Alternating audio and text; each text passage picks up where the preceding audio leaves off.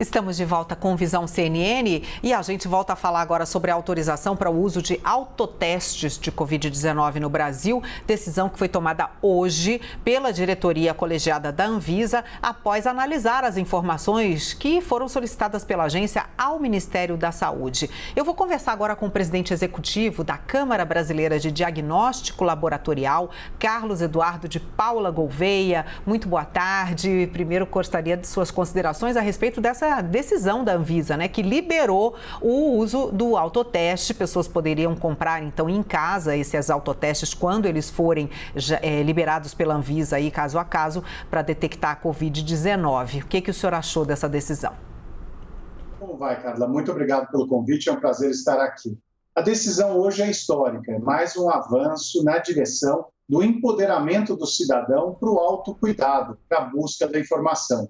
O autoteste, da forma como ele virá, ele é um teste complementar que vai permitir que as pessoas testem na própria casa ou em qualquer outro ambiente, sem a necessidade de se expor, sempre que tiver uma suspeita, seja por um contato com uma pessoa positiva, seja até mesmo por inícios de sintomas, né? E ela vai passar a exercer uma função importantíssima, que é ajudar na interrupção do ciclo da infecção, do ciclo de dispersão do vírus, que hoje está extremamente elevado. A expectativa, então, em havendo a aprovação dos autotestes hoje, né, de forma genérica, para que as empresas apresentem os pedidos de registro na Anvisa e esses pedidos sejam avaliados, há uma expectativa de quando eles estarão disponíveis nas farmácias? Bom, hoje a decisão era fundamental, porque ela vai possibilitar a publicação de uma resolução com os requisitos claros e precisos do que é necessário. A partir dessa publicação, que deve acontecer na segunda-feira, no mais tardar, as empresas poderão, então, finalizar os processos de registro, que são os documentos básicos para serem submetidos à própria Anvisa. Esses documentos são desde estudos de estabilidade, características do produto, porém, a reunião de hoje trouxe uma informação muito importante que a gente não tinha considerado anteriormente. Ela vai pedir uma análise prévia do Instituto Nacional de Controle de Qualidade em Saúde, o INCQS da Fiocruz. Isso vai estabelecer uma etapa adicional para os autotestes, ou seja, publicação da resolução na segunda-feira, as empresas podem complementar a documentação, submeter o processo, mas em paralelo vão ter que mandar amostras do produto acabado para análise na Fiocruz, no INCQS.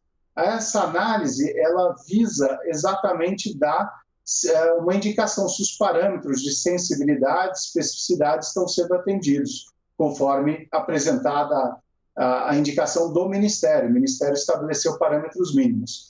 Tendo essa análise do INCQS, o relatório volta para a Anvisa e aí sim eles podem acabar a avaliação. A gente estima, embora sejam muitas etapas, todos estão engajados em trazer o produto o mais rápido possível. A Anvisa, em outras ocasiões, já analisou processos em questão de dias. O INCQS, muito provavelmente, vai levar alguma coisa entre 5 a 6 dias úteis, provavelmente. Por quê? De novo, é um tema prioritário. Se isso acontecer, provavelmente ainda em fevereiro, talvez as primeiras empresas consigam trazer seus produtos ao mercado. Roberta Russo tem uma pergunta. Oi, Carlos.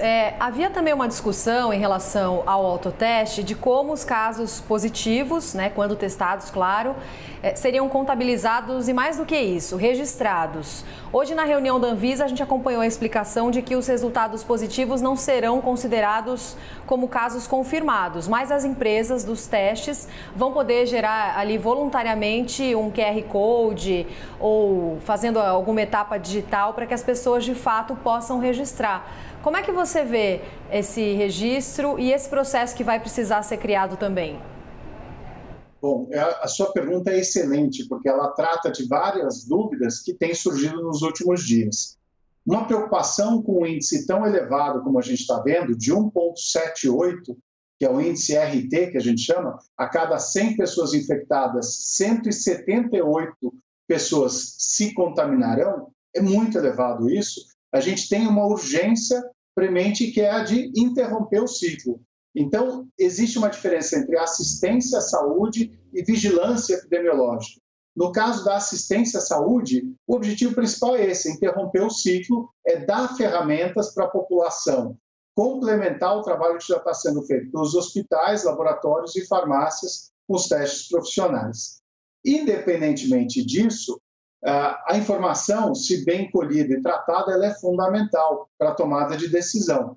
E a indústria tem, sim, mecanismos, o Brasil está muito bem equipado em termos de tecnologia da informação, e a CBDL, em conjunto com outros parceiros, como a Poli, o Gaese e até a própria Abrafarma, que tem interesse, a gente está tentando desenvolver, num curto espaço de tempo, uma solução que possa servir a todos, como uma plataforma que acolheria todos os dados a partir de um aplicativo, exatamente uma solução como um QR Code na embalagem ou nas instruções de uso.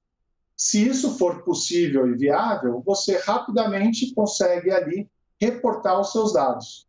E aí, um último detalhe, o autoteste ele é triagem, ou seja, ele é um sinalizador de uma possível infecção. Então, ele tem esse papel de alertar e, obviamente, a pessoa, sendo positiva, ela vai buscar ou a terapia adequada ou até uma confirmação num laboratório ou numa farmácia. Então, até para não ter a questão da duplicidade de dados de um mesmo paciente, é importante você tratar essa informação do autoteste de forma adequada. Então, é dentro desse contexto que a gente está tentando trazer rapidamente uma solução que ajude o país a ter essa informação também, sem duplicidade e de forma complementar às demais que o SNDS já possui. Os nossos analistas vêm trazendo aqui estimativas apuradas por eles de que o autoteste chegaria ao mercado brasileiro com um preço entre R$40 e R$70. Há estimativa sobre esse preço já entre os fabricantes? Bom, hoje você encontra o teste rápido de antígeno nas farmácias na faixa de R$75 até R$150, dependendo da região e do produto. Hoje eu vi a R$190. Aqui em São Paulo. Isso depende, mas a média geral era abaixo disso. E a gente estima que até com a reposição e a normalização dos estoques, isso volte a uma normalidade. Mas, de qualquer jeito, o autoteste ele não tem essa etapa que é a prestação do serviço farmacêutico. Por não ter isso, mesmo tendo um custo unitário um pouco maior, porque a embalagem é unitária ou uma dupla, no máximo 5 testes por caixa, ele vai sair mais barato por conta disso. E a gente tem ainda um elemento adicional. Embora o Ministério tenha indicado que não fará compras públicas neste momento, é muito possível que os prefeitos ou até secretários estaduais de saúde acabem adquirindo, porque ele funciona como uma estratégia muito interessante para desafogar os postos de saúde de uma região, por exemplo, que tem uma prevalência, uma incidência muito alta do Covid. Você evita que as pessoas fiquem em filas de forma desnecessária. Só quem realmente já teve uma informação prévia de uma possível positividade, sintoma e necessite de tratamento. Os demais testam e se monitoram em casa, assim como o resto da família. E não há uma estimativa, então, de preço que chegaria para o consumidor? Eu estimo e eu concordo com os especialistas. Eu entendo que deva chegar entre R$40, R$45 e R$70. Não mais do que isso. E, possivelmente, com um ganho de escala, como o mercado é muito competitivo, os preços tendem a cair. E a gente tem condição, num país como o Brasil, de ter volumes expressivos. Muito obrigada, eu agradeço aqui. A gente conversou com o presidente executivo da Câmara Brasileira de Diagnóstico Laboratorial, Carlos Eduardo de Paula Gouveia. Uma ótima tarde. Obrigado, bom programa e cuidem-se, por favor. Sim, sempre.